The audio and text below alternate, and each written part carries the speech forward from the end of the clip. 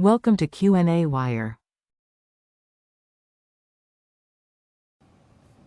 To solve for the speed of the electron, which is the velocity, the formula that we're going to use is h, Planck's constant, over the mass times the wavelength. Let's substitute our values in.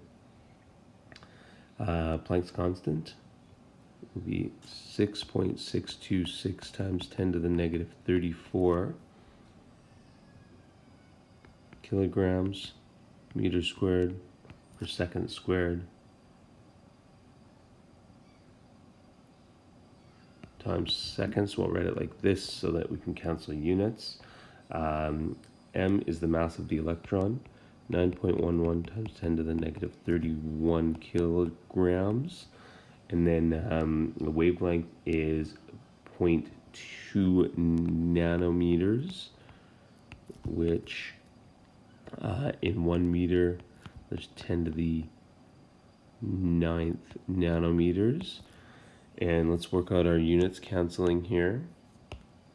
So we've got kilograms to cancel, nanometers canceling, we've got meters canceling, and we've got seconds canceling. So we're left with meters per second squared.